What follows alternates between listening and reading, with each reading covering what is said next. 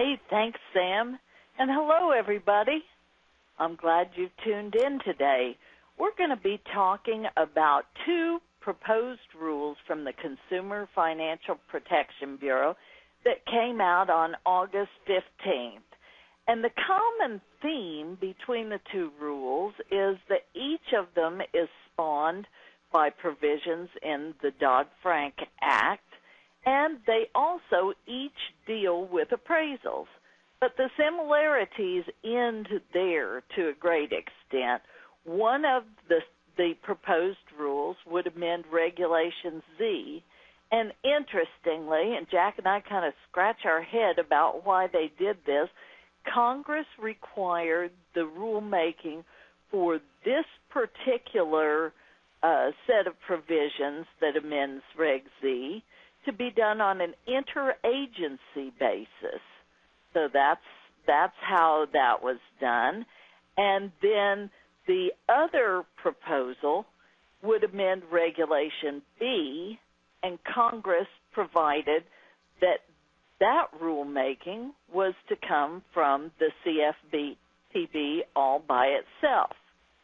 So together they make significant changes with respect to compliance-related requirements for appraisals. And over on page 2, you see what our goals are. The Reg Z rules deal with appraisals on higher-risk mortgages.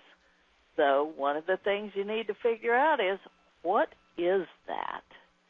Then you need to understand what the rule says regarding what a creditor must do before being able to make a higher-risk mortgage loan.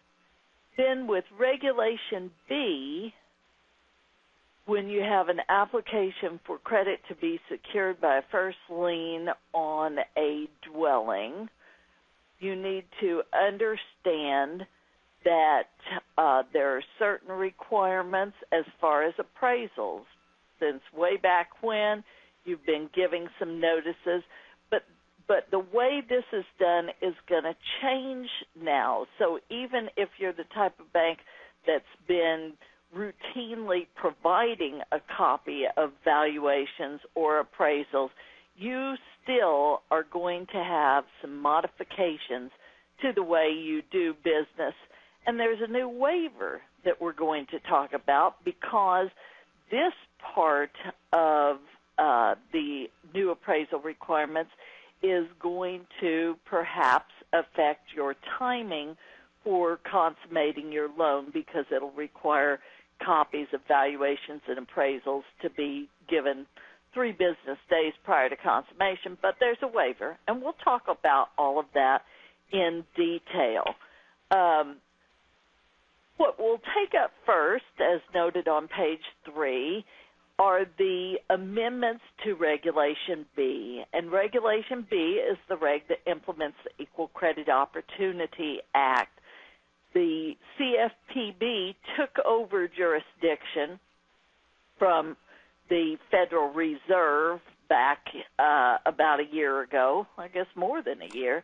And so they're the ones that do the rulemaking on this, and the purposes of Reg B and equal credit are well known to you.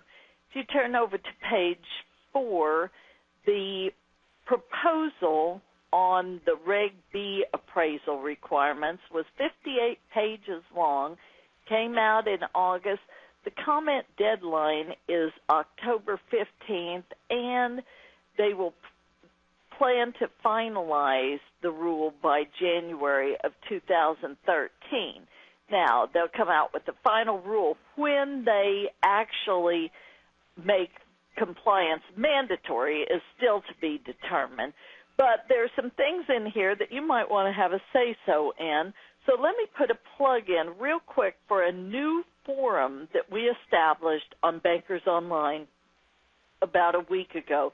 It's a regulatory comment forum, and it was designed to meet the needs of people who have some opinions on different parts of proposals, but don't have the time to sit down and write a formal comment letter. It allows you to join in the discussion, make your views known, and we'll then aggregate those comments and submit comment letters on behalf of the Bankers Online community. So if you haven't clicked over to that forum yet, I urge you to do so. So, Jack, tell us a little bit about what the rule has been and what it's going to be under Reg B on appraisals. All right, be happy to do that. And folks, let me second Mary Beth's comments on the forum. Mary Beth, I think you had the first post on all the forums. On 2 or 3 of them, I had the second post. So I was not far behind you getting awesome. The word out there. So join us, folks. It's the easiest way you'll ever see to comment. Nothing easier. Another matter I wanted to mention is usually when we do these programs, I mean, you guys probably assume we're all sitting in the same room, and that's almost never the case. Sam is in his office in Edmond, Oklahoma. I'm in my office in Louisville, Kentucky. Usually Mary Beth is in her office in Oklahoma City, but today Mary Beth and I are in the same city. We're both in Louisville, Kentucky, but we're still about 6 miles apart. She's at her partner's home broadcasting today, and the next 2 days we're going to be doing the lending compliance triage program. So if you haven't checked that out yet, we'd love to have you join us. We got about, 300 and some odd people joining us, Mary Beth? Yes, we do. We're getting close to 350 institutions. And how many pages is that manual? I haven't seen it yet, but 269 pages. Well, great job keeping it small like that. So. Well, yes, because there was so little to digest, you know. Yeah, I understand. Folks, this proposal Mary Beth mentioned a moment ago was 58 pages when it came out in August, and I was high-fiving, doing air high-fives with myself. I didn't have anybody else in the room. But after we'd gotten 2,400 pages, we had the one where you have the integrated disclosures. It was 1,099 pages, and then we get one that's 58 pages. You're going, all right, it's only 58 pages. So what this one requires, Mary Beth, you asked me to explain that. Let me give you a little history. Currently, under Regulation B, you're required to give the borrower an opportunity to receive a copy of the appraisal. Okay? Now, under the current rules, you've got options. Some banks just automatically give the borrower a copy of the appraisal, whether they ask for it or not. When you order one, you get an additional copy, you put one in your files, give the other one to the borrowers. The other method of compliance is you can give a notice, it's Model Form C9 in the current regulation, and it tells the borrower you have a right to request a copy of the appraisal.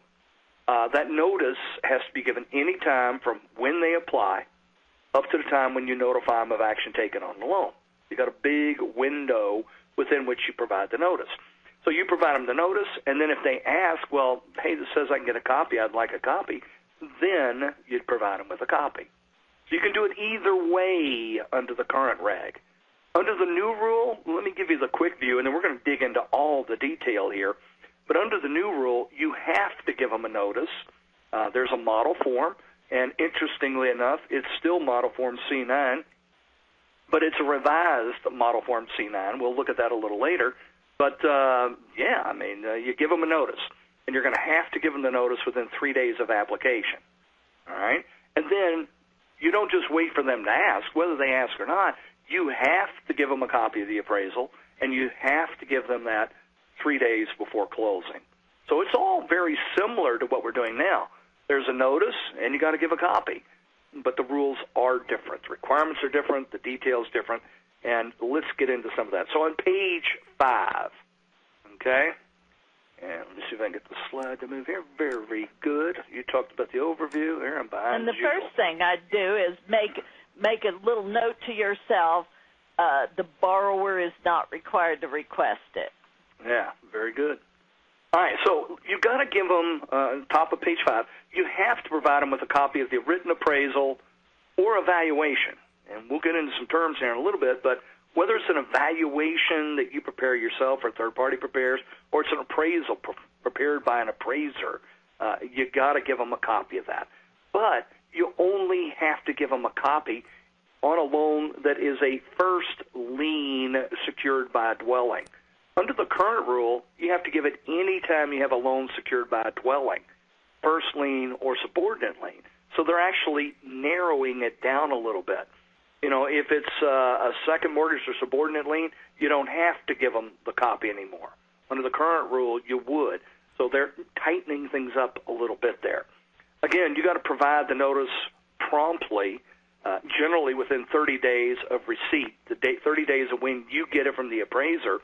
But in any event, you got to give it to the borrower not later than 3 business days prior to consummation.